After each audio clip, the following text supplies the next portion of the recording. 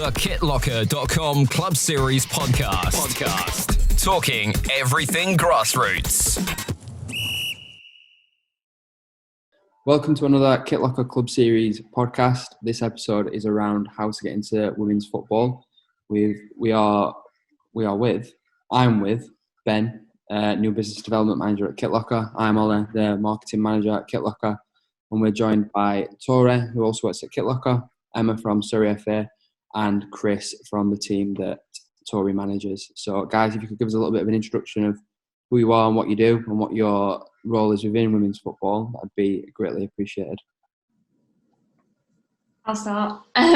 So I'm Tori, obviously. I work at KitLocker in HR, but I also play for Bradford City Women, managed by Chris. And yeah.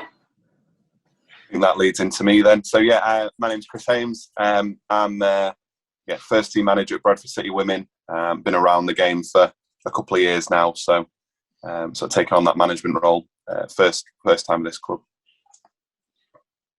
And I'm Emma Barnes. I'm football development manager at Surrey FA, and I have a lead for women's and girls football as well. So we've got guests on from different perspectives, so hopefully we get a couple of different opinions on the game, and hopefully a couple of really good pieces of advice from different people's perspectives for people that are looking to get into women's football. So I guess a good place to start is, where did you start playing the game? Or as we've mentioned before we started recording, Chris, how did you start your journey within women's football? I guess, Chris, you're probably a good place to start for this as well. Yeah, so for me, I've been working in football for about a year, just doing sort of community work and stuff. So obviously that was mixed anyway across men's and women's football, boys and girls, all ages. And then my first sort of real break in football was in women's football with Crewe Alexandra, their under-18s team, and that then progressed to. Got lucky enough to then start working in the RTC setup, which is like the girls' academy system with Manchester United, and it's just sort of grown from there really for me. And the more and more you're in it and you're around it and you're sort of getting to know people, it's sort of just kept me sort of locked in, I suppose. And I've become absolutely obsessed with the whole system of the sport. So watching it, supporting it, obviously managing in it, coaching in it. So. It's sort of just become sort of the key aspect of my sort of footballing life, really. It's interesting you say that, Chris. Sorry to jump in there. So we had a call the other day. It was regarding how to develop a girls' football club. And there was a gent in there called Michael Taylor from Exton Girls, and he was referencing, I think I'm right in saying that there was more enjoyment and reward coaching women and girls football than there were from the men's side of things. Is that similar for yourself? So so when I first started getting involved, I mean, I didn't have a great playing background. I'm sure Tori can jump in on that. Despite my winning goal last night, I'm not the greatest footballer in the world, and you tend to find sort of, particularly in the men's game and the men's non-league game, it's jobs for the boys really, and I didn't have that background. I was eager to get in there and to learn and provide myself with opportunity, and it just was such a more inclusive and accepting environment to begin with for someone who, like I said, didn't have that in straight away. And it sort of just suited my personality as well, the original clubs I was around. And then, like once you start building experience and reputation in it anyway, that helps your progression anyway. But that first encounter for me was so much more inclusive. Great. Sorry, Where do you want to go? I guess I'll. Say again. So I started playing football when I was like 6. I actually quit ballet for football, so a bit of a classic move there. I played back home just for local team, dad as my manager, all that jazz. And then when I moved up to Sheffield, played for uni, got into Sheffield United development, then Donny Bells, and I knew Chris from previous background, so ended up following him to Bradford City. Fantastic. Emma, you want to go? Yeah, so I've also got a bit of a playing background. I started playing when I was 11. Like Tori, I did also do ballet, and I quit ballet to play football, so it's kind of like a theme there as well. um, so yeah, I played for some local teams and then sort of moved up the pyramid a little bit, and then I picked up a couple of bad injuries. So I had a good playing career in terms of length of career, but then I had to give that up, unfortunately. But I was also coaching at the same time, so like Chris, done coaching qualifications, worked in a centre of excellence, which was an RTC in terms, did coach mentoring role, and spent some time in the States coaching too. And then I've worked in a county FA for, I don't know if I want to tell you how many years I've worked at a county FA, but a long time, mainly leading on women's and girls football, but picking up different areas as well. But alongside that, I'm also a talent reporter for the FA. So I work on the England pathway from youth through to adult as well. So a bit of a mix there, but my life since 11 has been football, football, football. And I've been really fortunate to be involved in a sport that I absolutely love. And I don't think there's many people that can say that. So I'm very grateful for what I've been able to do. My next question was, what does playing or being involved in women's football mean to you? But I guess you've all kind of said in your own, in your own way, like what it means to you is pretty much everything. So I guess we'll skip that for now. And what I'd like to hear from you guys is if we take it a step back and talk about people that aren't in the women's game yet, whether they're at a youth level or whether they're at an adult level, there might be a lot of stigma attached to getting into a football team. I know there is on the men's side for myself. Like there's a lot of nerves and you don't really know. You kind of get into a team through someone that already plays there that you know. So you just, you go to training and then it turns into playing and then you're just one of the team. But if you're a girl and you want to play football, and you've not really got the confidence, what would you suggest from like a mentality side of things before an actionable thing where you're going on the FA? What kind of advice would you give to that individual? Do you want me to take that one? So the FA got a couple of programs at the moment. I don't know if you've heard of the FA Wildcats program, which is for 5 to 11-year-olds, and it's grown massively over recent years. Now, speaking from a Surrey point of view, we've got around 64 Wildcat centres across the county, which is fantastic.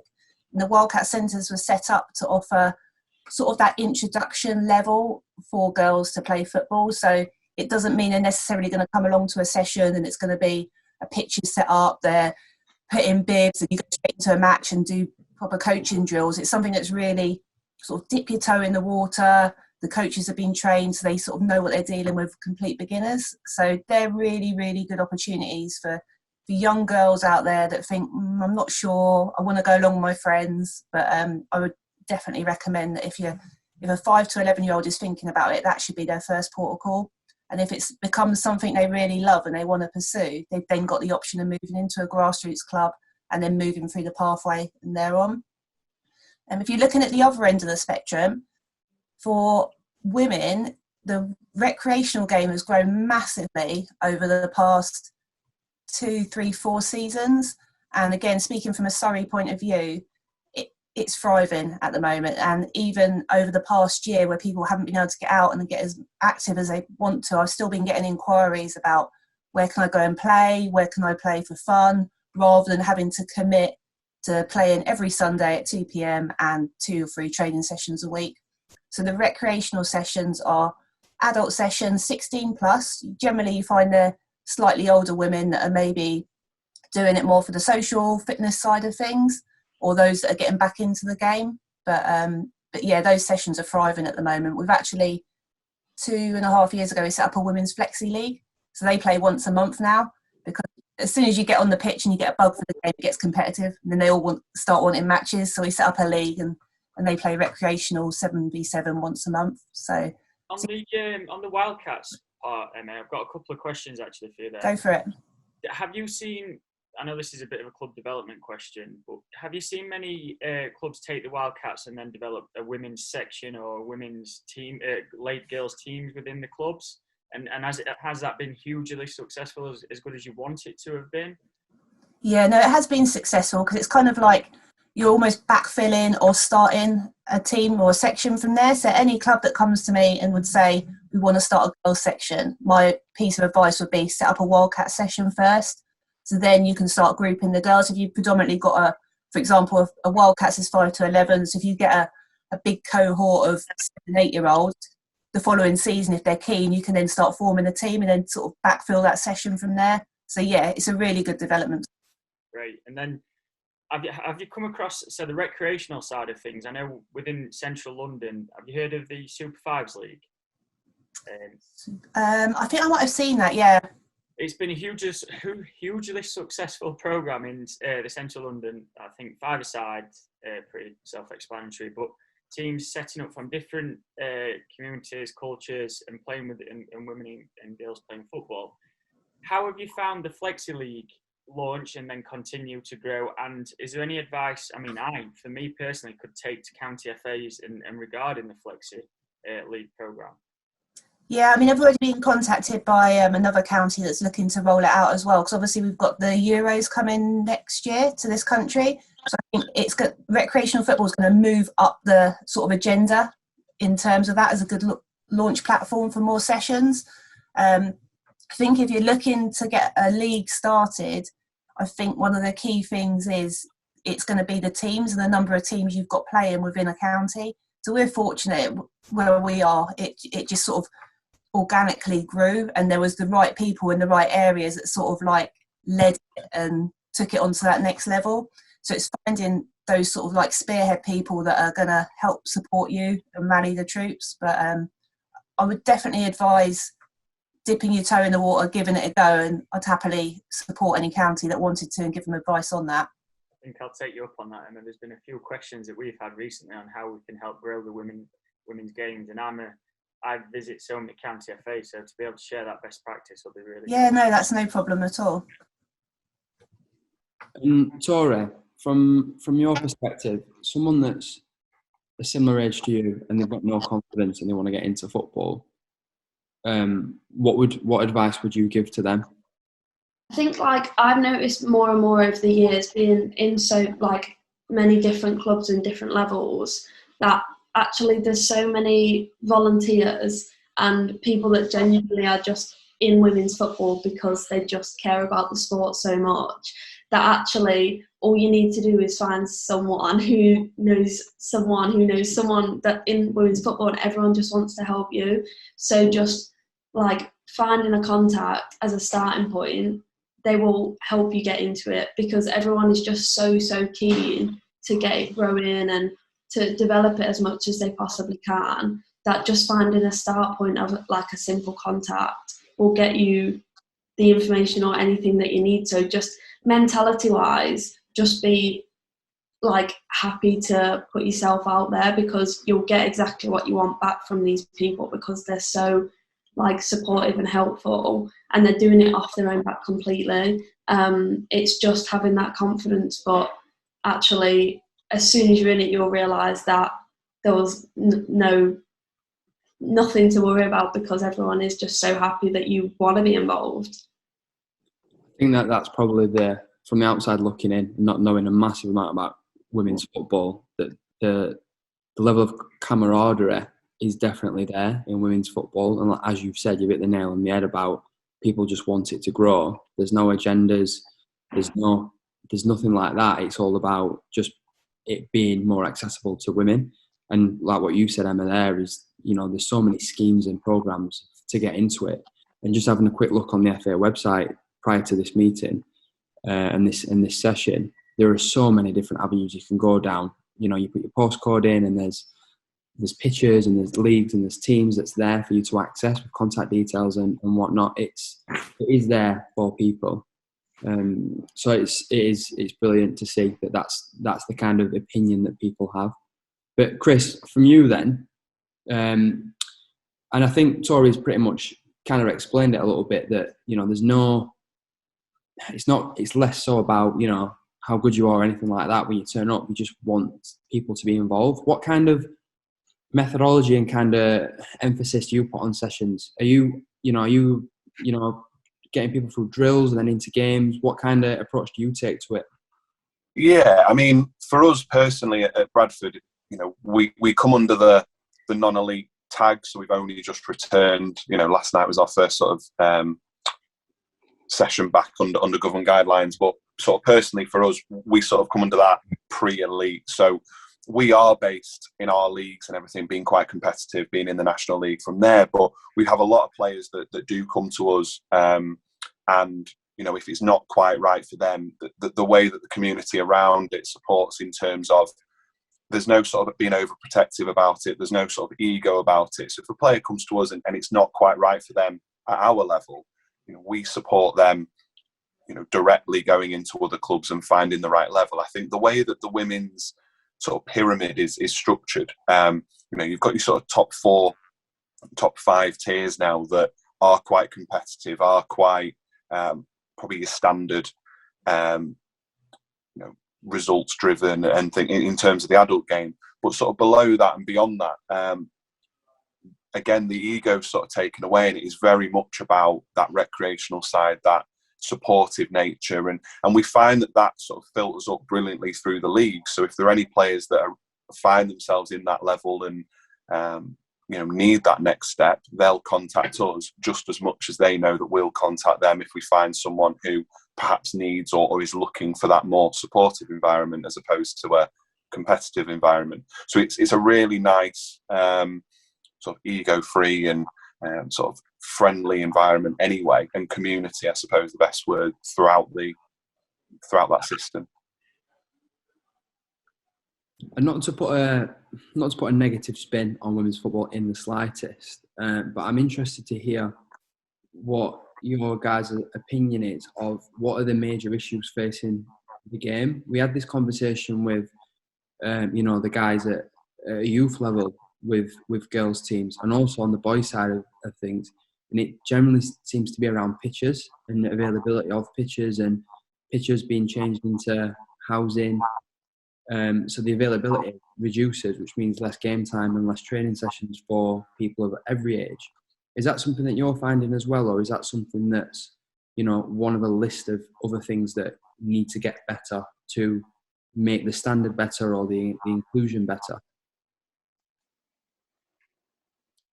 I'll sort of jump in on that one first. I think it is a combination of things. We have, the growth of the game is absolutely fantastic. There are more teams, more and more teams, more and more players, and this is across football in general. But the infrastructure around it in this country hasn't caught up.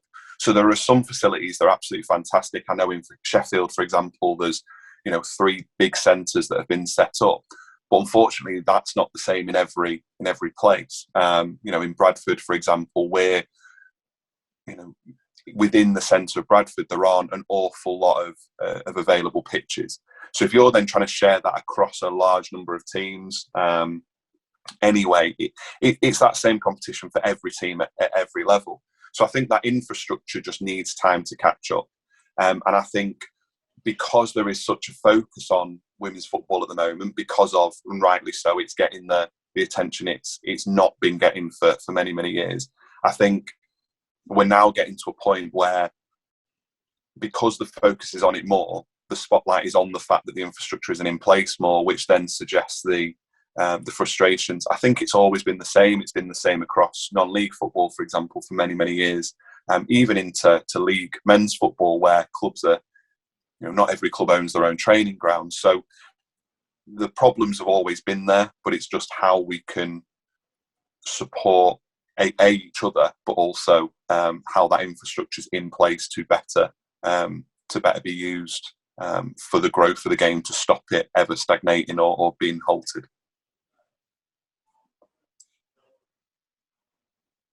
Any other input, guys, on that one? Just on the facilities side, it's I think it's really interesting, because I think that actually, if it was a group of men's teams sat here as well, they would probably say exactly the same thing about facilities. I think it's something across the board that everyone would say they want better facilities, and rightly so. When any new funding comes from the Football Foundation for a new 3G pitch, it's always within a usage plan that there is community use and that there's access and usage of females and disability teams as well. So that's something that is there, but obviously there's not as many 3G pitches as we have grass pitches out there as well. But we are conscious of that, and I think the facilities that are provided alongside grass pitches as well also need to improve, so they're more inviting for women and females to use, and not just a shack on the side of a pitch that they have to go and change in. It should be a lot better than that, but it should be better for everyone across the board, in my opinion. I think you mentioned about the negative, like potentially negative sides of things. I think that the women's game needs more publicity, and it needs to be in the public eye a lot more, and I think we're getting that at the moment. You'll notice off the back of any big tournament, so the Olympics in 2012, obviously the World Cups that we've had, we always get a bit of an influx in terms of interest of people wanting to play, get involved in the women's games. It could be it could be volunteers, players, anything along those lines. So I think any publicity is really good for the game, and I think with the Euros coming up as well, momentum will start to build. But the more you get games on the TV and the more that people sing and dance about it on social media, it comes to light. And I think it is now. People are beginning to take notice, and for me it's really disappointing that it's been the same for everyone, don't get me wrong, but over the last year games have been able to be played in big stadiums. So this weekend just gone, obviously the Tottenham Hotspur Stadium hosted Spurs women and Arsenal, but it's a completely empty ground, and that's frustrating on one hand. But if you can put those games on TV, that then opens other people's eyes up to what's actually going on. And Emma, one of the next questions that we did have was around this is definitely not a word, but I've tried to spell it anyway, the mainstreamization of women's football. And yeah, that's definitely not a word. But you know, women's Super League is going to be on Sky Sports next season, as many will know. You talked about the Euros are going to be in England next year. What impact will that have? You've talked about it driving more publicity, but on a participation level as well, does that inspire like younger girls to want to play when they're seeing it on TV? I think it's massive, because if you think about I'm probably going to explain this really badly, but young girls have when I was younger, could see female role models on TV playing football. If I watched football, it's because I was watching men's football. And nowadays, younger girls have got those opportunities. There's still fewer than watching the male game on TV, but they still got the opportunity to watch females play on TV. If it's through the FA Player, which by the way has been brilliant, that's such a great app to be able to log in and watch all these different games. But the more it's on mainstream TV, it's just going to be so inspiring for young girls to sit there and watch, and women of all ages as well. I mean, it makes me like really proud to think that actually I can put a bit of sport on at the weekend, and it might be a women's football game that I've got on TV in the background while you're sort of buzzing around doing other stuff, and it just shows how far the game's come. So it's massive, it's absolutely huge. It will definitely inspire and increase participation. I remember as well when I went to the Women's World Cup in France, and I was working at Kit Locker at the time, and I remember coming in and everyone's going to me, "Oh, did you see that game?" And it was literally just because they knew I'd gone, and suddenly you have this new conversation. And I think even when, like, I'm only 22 and I got into football because I was watching like Villa, like the men, and I had I didn't know many women footballers at all other than the main ones. So to then go to the Women's World Cup and like know all the players and like follow them on Instagram, it's just like a different world. But I do think that the increase, which we'll probably touch on in this anyway, but the increase in publicity can have that negative effect, in that there's been even recently some tweets and you scroll down on like BBC Sport or whatever, and it'll be people replying saying like no one cares. And it's crazy because it's like, actually what I think people need to start doing is recognising women's football in isolation. So it's not football where women are playing it, it's women's football and it's men's football, and it's never going to be identical because men and women are not the same. Like, we're made differently, so it's never going to be the same. So that comparison needs to stop, and then it's not going to be that there's this weird stigma around women's football, because that's a sport and that's a sport, and they're really, really good and they're really, really good. So like, as soon as that stops, it's just going to change everything, because the growth is there, the people are there, the players are there. As soon as it's seen as a separate thing, there's nothing left on it burdening it. I totally agree with you. I would say exactly the same. They need to be seen as separate sports. You can't compare the two.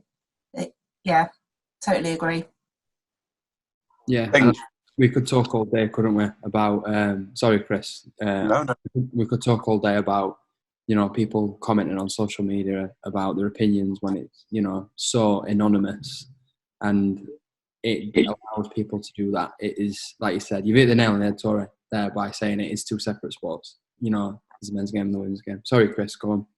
No, I think my only sort of thing to add on that is what I think is absolutely fantastic about, the FA Play has been mentioned. I use it every weekend in a fan capacity and in a coaching capacity. It's a great resource for me, but it's about normalising what, women's football is. It's not, I'm sort of stealing a bit of a quote from Casey Stoney about something else here, but, she talked about, it's not just about acceptance, it's about just it being normal. Like you said, switching it on the TV and seeing Everton women versus West Ham on TV just because it's a Saturday or a Sunday afternoon, and just expecting it to be there at the moment, and rightly so, because it's new and it's still not ingrained into sort of our daily and weekly culture.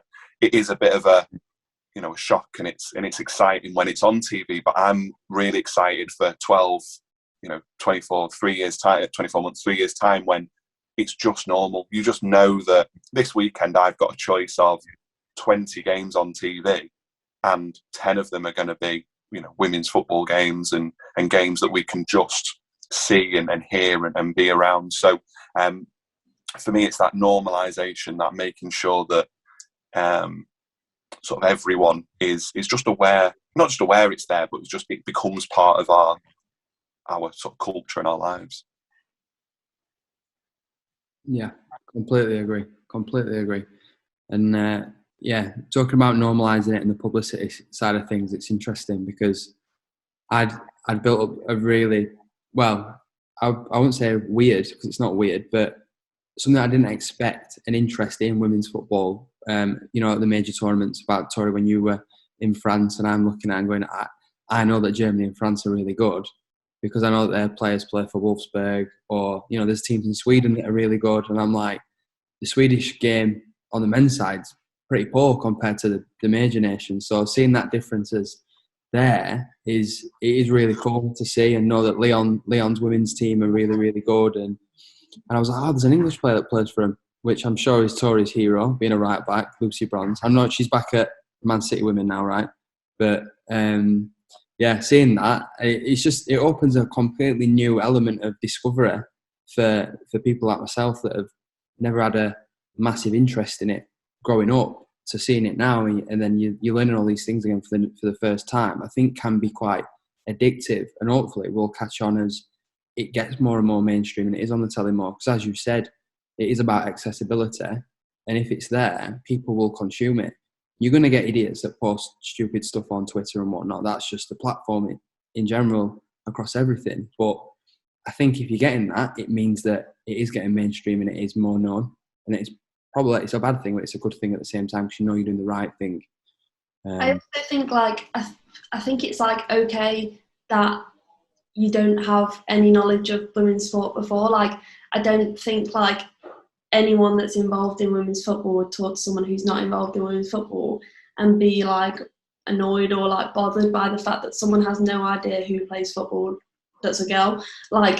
Everyone's just, like I said before, people are just happy that suddenly people are caring about it, and suddenly people want to know who's good and want to know what teams are good, and they want to talk to you about it. So that whole unexpected interest is great. That's what people want. They want the surprise. Oh wait, actually this is really good. so that like it's not something that should stop people getting interested in it, having nothing on it before. Yeah, agreed. I've completely lost my train of thought. Ben, anything to add? From that perspective, it's just great to hear the consistency in the thoughts and how you see it developing. The social media one's interesting. I've never thought about it like that. Good point. So, yeah. One other thing that from the outside looking in, and I'm very much scratching at the surface of women's football, especially on looking at it from a participation level and whatnot. The thing that I see is that there's a real sense of community and camaraderie in it, as already mentioned. Tori, playing, is that something that if you could distill it, like what it is it the community side of it and being around like-minded individuals? Is that the thing that gets you up on a Saturday or a Sunday morning to play? What is it? I think it is that like-mindedness. I think it's also that, especially at my age, the awareness that most of the girls I'm playing with are mid to late 20s or, and they've had all this sort of banter all their lives for playing. And we all have this like joint understanding that we've had to put up with that. And like you say, now it's getting a bit more exciting and bigger, and suddenly no one does that anymore, like as much to my age. But it's just that, like you said, that like-mindedness. And it's also the fact that that we're all getting up, and like I drive from Sheffield to Bradford, so does Chris, 3 times a week. That's without thinking of away games where we go to ridiculous places. So it's like the time and effort that the players put in, but the coaches and the management, and this is just a known thing in women's football, like all football, but specifically women's, the time and effort that goes into planning the sessions, sorting the kit, everything like that. It's just a different level of appreciation when you're involved in it, and everyone's aware of that. So you don't have to deal with people like being ungrateful or anything like that, because everyone knows what it takes for them to be there. Yeah, I think that's the kind of impression I get, that it's just a happier place.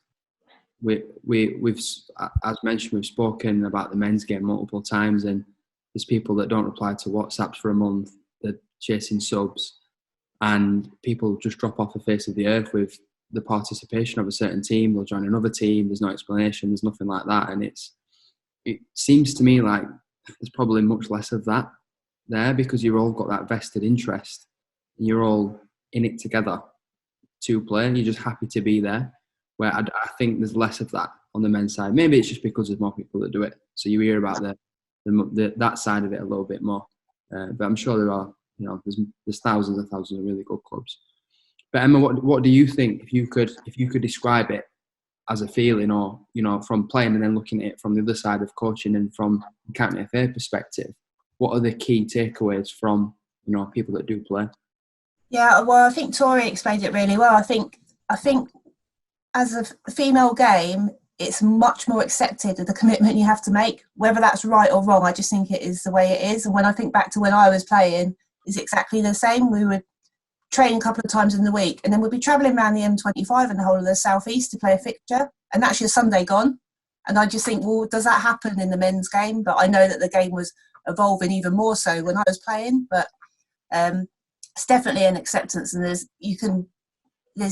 definitely that camaraderie in terms of, I got out of it a lot of the social side. So a lot of my friends now are friends I met when I first started playing football. So I think you can't beat that side of it. And I obviously not playing in the men's game, I don't know if that happens as much, but I certainly would say that football has brought me friends for life and social circles for life as well. So yeah, that would be a key takeaway. And I think from a county point of view as well, I think that the volunteers put so much into it, and the volunteers at the moment are still predominantly men in the female game as well. And we're hoping to get more women obviously involved in coaching and that as well. But it just shows, like from Chris's point of view as well, that there are men out there that get invested in the female game, and they stay there because of the love of it, and they enjoy it, and they're invested to take the girls on that journey too.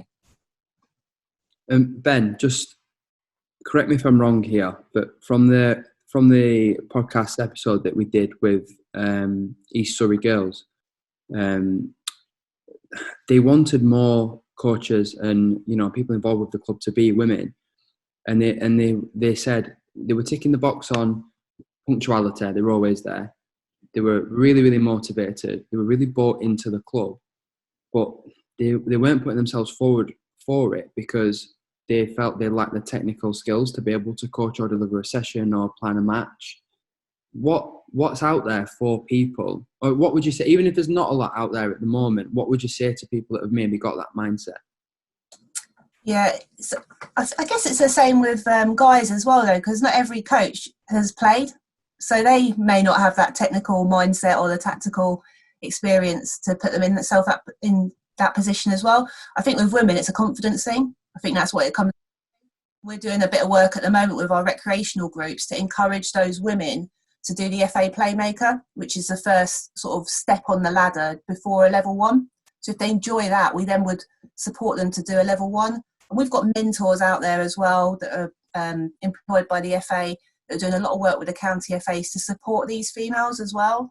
So we will get there. It is a slower process, but we're doing a lot of work to encourage females to sort of dip their toe in the water with the coaching side of things to help take these teams on. And East Surrey Girls are a great example. They're one of our clubs, and they've done some great stuff there, building that club up over a few years and trying to get female coaches involved.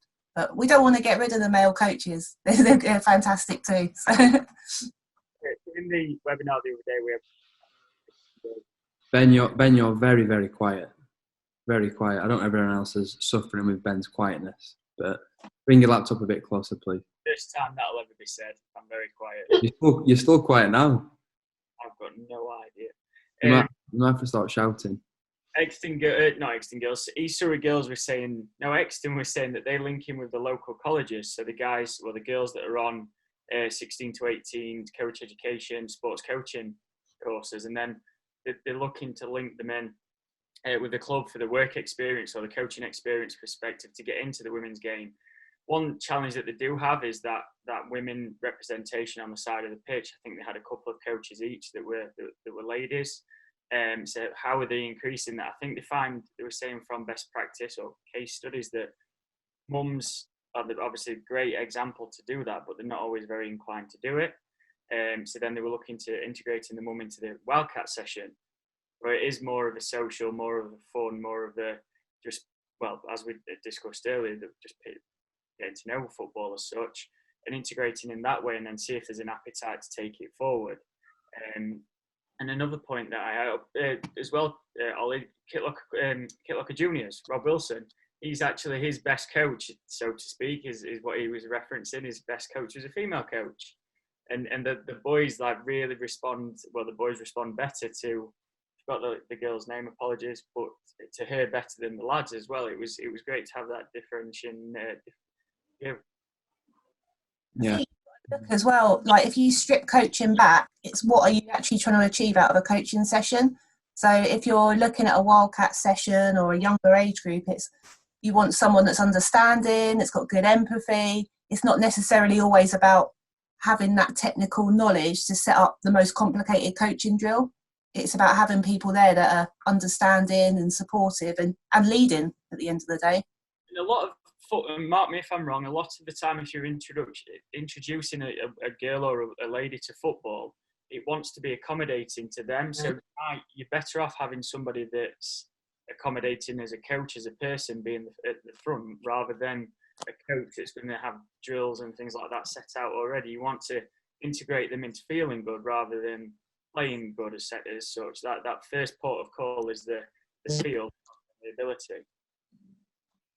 I think it lowers the turnover as well of people that come in and out of it, knowing that they might not enjoy it.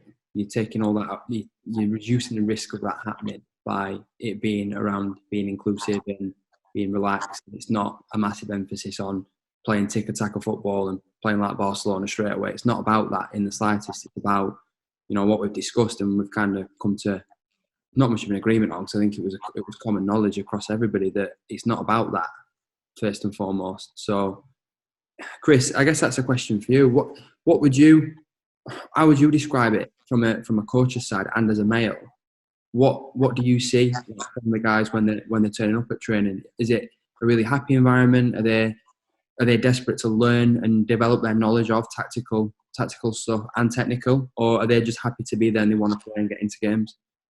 No, I mean, I couldn't speak more highly, and this, I'm not just saying it because there's a chance they might listen, but I couldn't speak more highly for the group in terms of their way to try and take on information and taking everything from there. I mean, you know, I sort of try and compare the club from when I first joined them, and we've been hit by 2 major lockdowns in the 18 months I've been there, but so we've had a relatively short amount of time face to face, and the amount of information that they've taken on from myself, you know, Charlotte, who's our assistant manager, outstanding coach as well, and we're just constantly dripping that information in, and they want more, and they're constantly asking for more. But first and foremost, before we even got to that point, it was about us being and the environment and the right people. So for our level, yes, they want that coaching information, but I think if I wasn't making an effort to be a nice person in a nice environment, if you know, Charlotte wasn't, you know, brilliant at interacting with the girls on a, you know, she still plays herself, so as a player point of view and a coaching point of view, plus all the other coaches we've got, you know, we've got goalkeeper coaches and physios and everyone around who, first and foremost, their key thing is how they interact with the girls, and that's sort of the first thing we say. And I'd like to think that that's our sort of unique selling point as a coaching team at the moment. If we can then add the quality and stuff on top, of course, again, with the level that we're at, you know, we'd love that, but it is about them sort of that I suppose that holistic is probably the word we're looking for. We've got to hit every base with it, really. Some of the girls go through patches where it's their only release. They've got awful, you know, they're going on at school or work or whatever, you know, university, and they come to us. Some come to the point where they've not got much going on, and all they want is more information and more challenges and more everything. So we've just got to be really adaptable to that, which, you know, probably our sort of biggest learning curve from ourselves from a coaching point of view. Yeah, completely. I think you've summed that up really well. We're all human and we all have issues and we all have stuff that, you know, we've got going on in our lives, and having football as a release, whether you're a boy or a girl, female, male or whatever, it's there to, you know, soften that and make you deal with it better long term, regardless of who you are. So I really appreciate that, your feedback on that, Chris.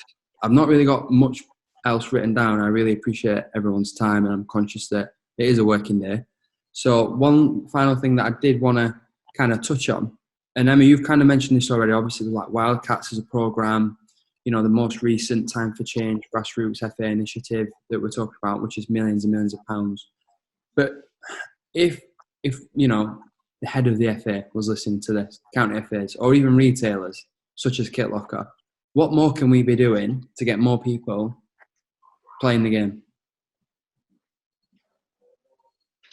Emma, I'm looking at you on that one to start with. I'm trying to think of a really good answer now. So I get, well, the publicity is a big one, because I think the more that the word is out there and the more light that people have of the women's game and the female game, the better, because we're trying to attract more people. Never say no to more money. I'm sure that obviously you've only got full-time players at the top level at the moment, so when that starts filtering down, I think that that's a real positive as well. Obviously Lewis FC are a good example because they match men's and women's salaries down there. They're doing some really good work. So I think when more men's clubs take that on board and start treating their women's teams equally, I think that's when we're looking to get to a more level playing field.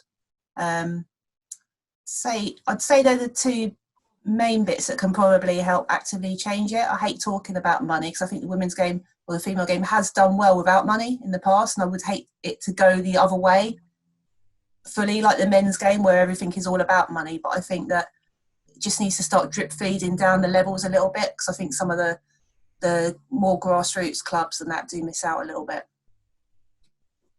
Yeah, I think that is great. looking at it from a retailer side of things, and for people listening that maybe missed that Tori works at Kit Locker, we are outnumbering the amount of people that are on this call, 3-2 work at Kit Locker. So it's definitely worth mentioning the kind of work that we've been doing behind the scenes from a women's football perspective. And myself, we've done a bit of tutoring with master's students from universities.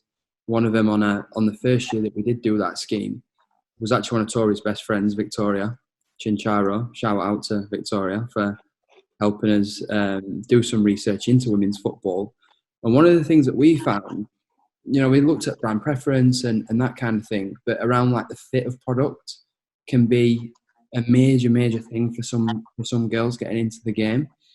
And, there's been a lot of emphasis around like different cuts of product that is women's fit.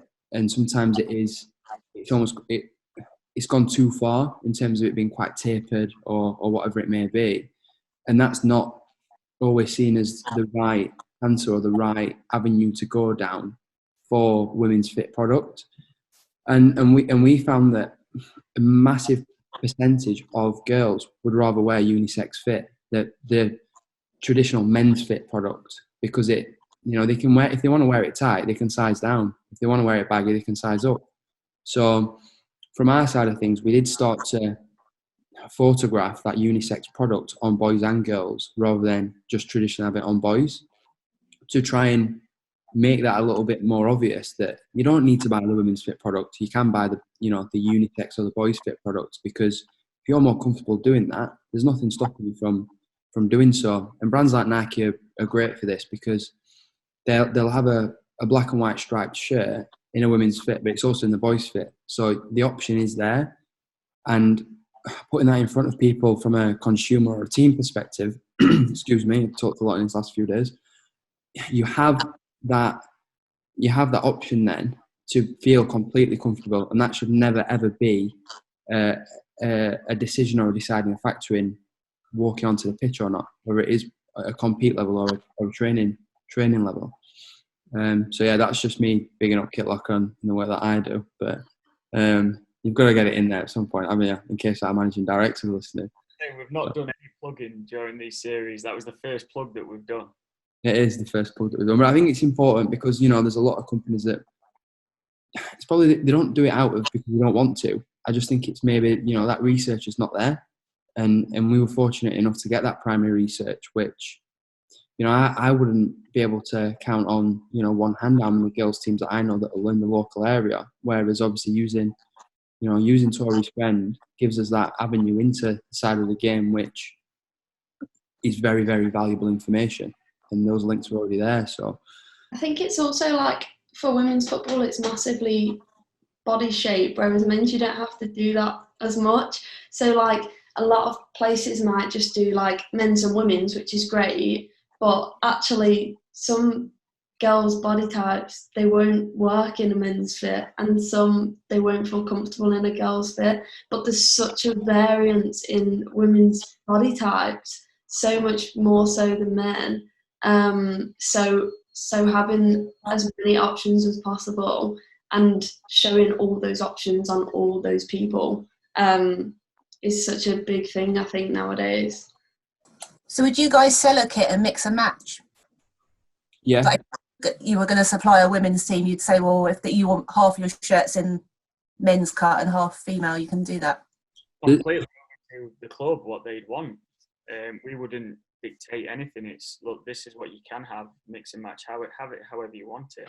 I, funnily enough, a couple of years ago did an activation with Nike where we worked with a league in the east of England, and the winner of the league got three free kits, second got 2, and third got 1.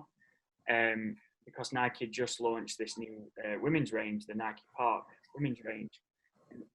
Interestingly enough, the feedback from it when we distributed the kits, or looked to distribute the kits after, is, well, actually we distributed it, so I only wanted to return it to switch to men's product, because the kits were the slim fit, the athletic fit, and as Tori just alluded to, they're very different body shapes and sizes. So it was a bit of a slap in the face as such, but it was a great activation. It was just, we learned that actually this isn't always probably the best way to go about it. And that was direct from brand, that was direct from Nike.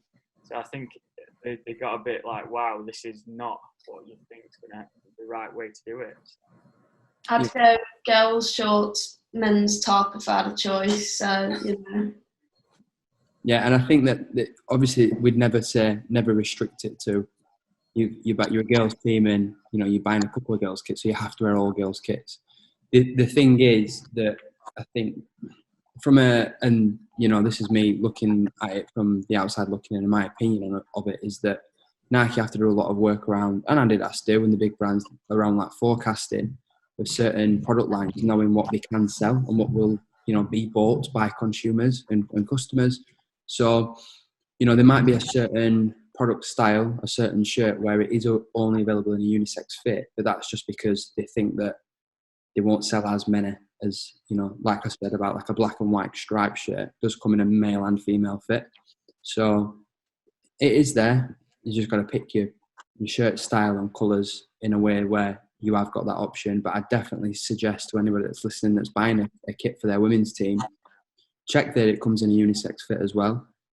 Order samples and get them in a women's size and women's cut and a men's cut, and see what people feel comfortable doing. Because I'm sure it's probably only 5 minutes more work for an account manager when they're processing a kit order. And if it means that you guys are happier with what you're wearing, then great. And I think Tori, you summed it up perfectly there by saying, you'd wear the different gendered cut for your top and your bottom, which some men feel uncomfortable in a unisex fit shirt in a certain way because of their body shape. So, if we can help facilitate people feel better, then, we'll do what we can from our side as a retailer. Emma, I'm just going to go back and ask you a question regarding the development of women and girls clubs. I know we're looking to wrap up, but I've just thought of something, so apologies, guys. Again, referring back to the call we had the other day, it was about setting up women's and or girls solely, women and or girls clubs. Are you seeing more and more just women, just girls clubs being set up recently? On their own rather than linked in with a male club? Not necessarily youth. I would say the women's recreational groups, yes, they're setting up as themselves. In terms of women's and girls only clubs in Surrey, we've probably got a handful that are only female, and they're really good clubs as well. I must admit, they're growing. The number of their teams are increasing year on year, which is great. But yeah, sorry, what was your question, Ben? Are you seeing more and more of female clubs being set up compared to the past, I guess? Yeah, I wouldn't say we're seeing more. I can see it probably happening. I would say there's probably more teams coming under the umbrella of a bigger mixed club. And that leads to the conversation we had earlier, which I just didn't jump in with this point, is a new women and or girls club, depending on how you word it, the facilities, the clubhouse, all that kind of thing, it's harder to get access to rather than setting up a girls or women's section within a club that are already established, have already got the pitch, already got the playing time. The club I work for, the women's side got set up, the women's section got set up, and it's literally just like a toilet roll being set on fire. It's fantastic how quickly it's ignited, and they're building out the youth section now. But I respect for a girls' club setting up on their own, you need to find that location or pitch rental and developing everything from scratch. So yeah, I don't know if there's a right or a wrong answer on that, and I guess it's always quite daunting if you're trying to set something up from scratch, going off on your own. So my initial advice would be: is there anyone you can link in with, because you've got the structure there, you've got the committee there already, and exactly like you said, they've got the clubhouse, they've got the pitches. They can operate as a girls' section of that club, but also it helps with recruitment, because within that main club, they're going to have sisters that play, mums that play, cousins, etc., etc. That's it. I think if I can just jump in on that one, I think again, I wouldn't say that there's necessarily one answer just through my experience. I do think it's really important to find the right fit club. You know, I've seen a number of clubs, for example, where they've, you know, set up a women's section or set up a girls section, and it has very much been an afterthought and a second thought, and they might as well have not done it. I've seen a number of clubs do it where they've done it absolutely brilliantly, and like you said, it just absolutely on fire, and it's probably engulfed the entire club. It's become bigger and better from there. You know, so it's making sure that if you're wanting to set up a team, and I've helped people set up teams before myself, that when they've gone to clubs, is the chairman or chairwoman, is the person running it really keen to support and make sure that you've got the things, and it comes down to the basics of space and equipment. You know, have you got space to play football, and have you got the equipment to do it? And are they prepared to give you what they would give to a boys' team, or what they've currently already got in place? If not, then you might be better off doing it yourself, because if you're the person with the passion to make sure that they get exactly what they deserve and what they need. So it's that really difficult balance, and I don't think that's a joining or an individual thing. That's just let's make sure that those playing, because every player deserves to get absolutely everything that they need out of it given to them. You know, and that's sort of one of the big things that I love to see in a coach. You know, is a coach or a club prepared to do whatever it takes for the girls, the boys, whoever they're coaching, to have the best footballing experience, because at the end of it, that's what they've turned up for. Great, thank you very much. And I think that's how we'll keep coming back. You know, so I think you hit the nail on the head there, Chris. Guys, I really, really, really appreciate your time, and there's some class takeaways from that. I think there's plenty of bits in there for people that are maybe looking to get into the game, to inspire and to help. So yeah, on behalf of Ben and I and Kit Locker, I really appreciate your input. The KitLocker.com Club Series podcast. Talking everything grassroots.